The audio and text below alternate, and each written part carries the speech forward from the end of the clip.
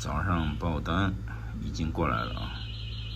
你看，这个门锁螺丝松动，这个也是门锁螺丝松动，还有这个电话，门禁电话有问题，显示号码错误，上午家里有人。还有7号楼这个门锁锁不上，4个都是我们弱电干的活。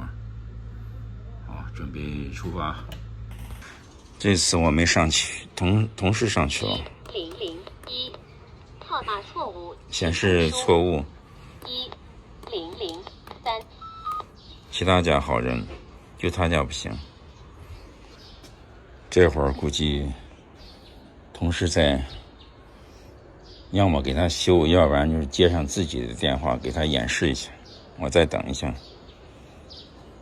我拿了手枪钻，我今天主要修锁，门人就交给他了。这是你按一下1001。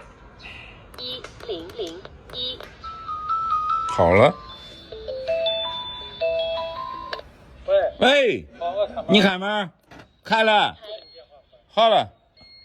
我没有问同事，估计应该是拿他自己的电话接上线试了一下，业主电话可能坏了。上面这儿有点蹭，我拿榔头给他砸一下吧。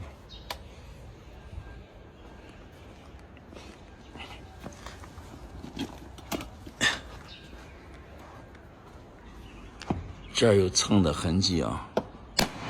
嘿，这土。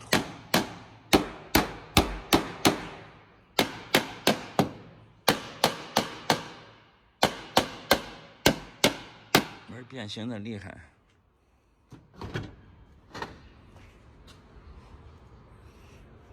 锁住了。身上全是土，砸了一下身上。弄的全是土。现在电话没办法修，你修好没2天他用坏了，他还说你修的不好。你给他免费修，有时候业主并不领情，直接就让他换电话，我们也不修了。好说话的我才给他修一下。哎呦，这跟谁家一样呢？业主不愿意花钱换电话，只能放那儿。草坪呢越来越小了，让人踩的都踩没了。7号楼2单元门锁锁不上，还是锁不上，刷一下。锁着呢。哟，这还是那个啥的。老锁，让看错了。他不是让调闭门器吗？这是新的。这个好人，谁调过了？没有了，单子都没有了，谁把它抢走了？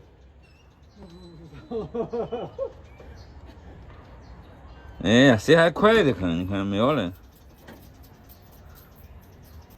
光剩一个门禁电话了。刚才15号楼2个门锁也不见了。也是拍了呀。拍给你了，可能我这儿没有的，是不是拍给你了？有啊，有真大的劲。哦，你看，哎呦，这对着逆光还碰，啊，谁把这个掰坏了？这就是锁门的后果。